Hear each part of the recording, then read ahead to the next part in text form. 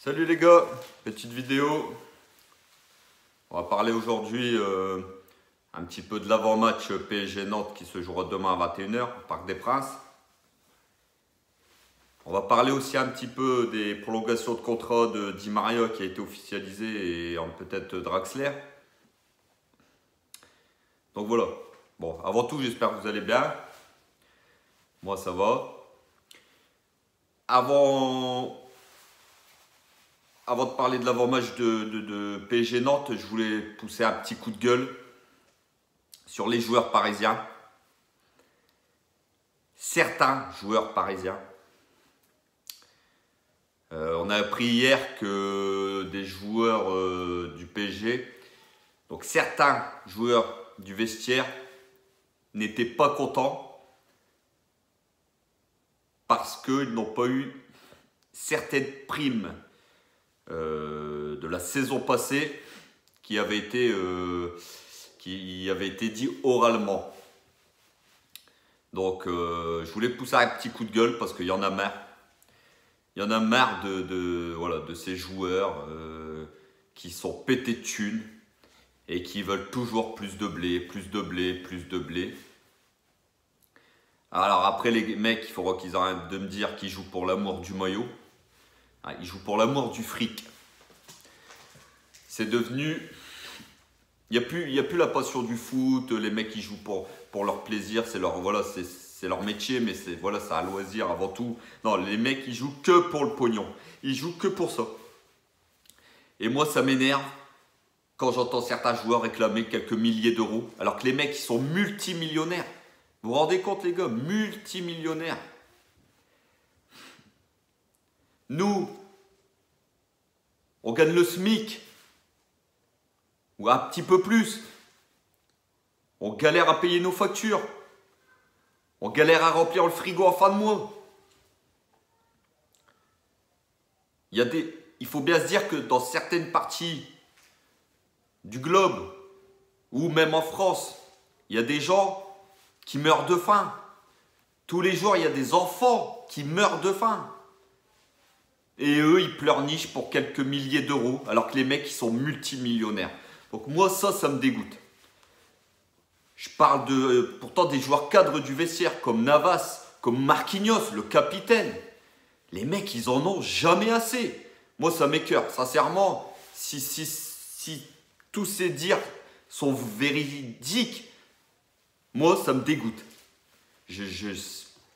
Franchement, avec toute la misère du monde qu'il y a sur Terre, et eux qui pleurent pour des milliers d'euros alors qu'ils sont multimillionnaires, moi, franchement, les gars, c'est incroyable, dites-moi en commentaire, mais moi, ça me dégoûte. C'est pas possible. C'est pas les seuls, attention, il n'y a pas que les joueurs du PSG. Hein. Mais c'est quand même aussi les joueurs du PSG l'année dernière, rappelez-vous, hein, avec Thiago Silva en tête de gondole, qui n'ont pas voulu baisser leur salaire, malgré la crise sanitaire et les pertes énormes du PSG. La saison passée, cette saison, les mecs, ils n'ont pas voulu baisser leur salaire. C'est incroyable. Mais bon, voilà, qu'est-ce que je voulais que je vous dise? Les mecs, ils jouent pour l'amour du maillot. Et ouais, bon voilà. Donc c'était un petit coup de gueule, bon bref. On va parler un petit peu des prolongations de contrat de Di Maria hier qui a été officialisé. Moi, personnellement, je pense que Di Maria est en fin de course au PSG, en fin de course tout court. Je pense que c'était pas une si bonne idée que ça pour moi de le prolonger. Voilà, Di Maria de cette saison, on voit bien que le gars, il est terminé, quoi. Alors, même Draxler. Alors après, je comprends que ils veulent pas les vendre gratuits, enfin, ils veulent pas les laisser partir libres. Mais ça prouve bien que, voilà, il faut pas croire que le PSG va mettre des sommes énormes sur le mercato d'été. On voit bien qu'ils sont en train de prolonger des joueurs qui font rien de bien pour le club. Di Maria a fait énormément pour le club, mais cette saison, on voit que Di Maria, voilà, c'est plus le grand Di Maria. Et Draxler, j'en parle pas. Draxler, ça fait depuis qu'il a rencontré sa bimbo brésilienne depuis 2-3 ans, le mec, voilà, il a arrêté de jouer au football. Donc, je pense que ça prouve bien que voilà, il n'y aura pas de sommes énormes mises sur le mercato. Ça prouve bien que le PSG pour ma part, je pense qu'ils vont essayer de faire des coups avec des joueurs qui sont libres. Mais faut pas s'attendre à arriver des méga stars avec des sommes astronomiques. Quand on voit qu'ils limite, ils sont en train de supplier Draxler de prolonger.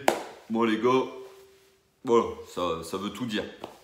Donc voilà, on va parler un petit peu de l'avant-match PSG Nantes demain. On va jouer une équipe de Nantes qui est 19e du championnat. Je pense que Pochettino va en profiter pour faire tourner l'effectif. Camboiré, notre ancien coach qui revient au Parc des Princes, il faudra se méfier quand même. Voilà, on sait que c'est quand même un bon technicien. Donc, il va essayer de faire quelque chose, de tenter un coup de main au Parc, même si je pense que ça va être compliqué pour nos amis nantais. Mais quand on voit que Lyon a été tenu en échec hier à Reims, c'est le moment de prendre des 3 points demain et de faire un petit écart avec Lyon, sachant qu'on les joue dimanche prochain. Donc à Lyon, ça ne sera pas facile. Donc si on peut faire un petit écart avec Lyon, ça serait pas mal. Donc voilà, côté compo, je pense que demain, Pochettino va faire tourner l'effectif. Maintenant, les absents, bon Neymar qui est corps absent, on nous avait dit à peine un mois, il est corps absent pour son adducteur. Franchement, ça commence à faire long. Chaque année, à la même période, on peut me dire ce qu'on veut, mais le mec est toujours blessé. Donc on espère quand même qu'il va revenir pour le choc de Lyon dimanche prochain. Mais ce serait bien aussi qu'il joue mercredi en Coupe de France pour la réception de Lille, en espérant lui mettre quelques temps de jeu dans les jambes pour qu'il puisse être en forme pour Lyon dimanche prochain. Herrera qui est absent, Bernat qui est toujours absent, qui revient de sa blessure, et puis Moiskin qui est toujours Covid. Ça fait 3 semaines que Moiskin a le Covid. Il y a des joueurs au bout d'une semaine ils reviennent, lui ça fait 3 semaines qu'il a le Covid. Alors ça aussi il faudra m'expliquer. Bon bref, c'est peut-être vrai, hein, je ne dis pas que c'est faux, mais ça commence à être long. Moiskin, surtout que c'est un élément important pour nous.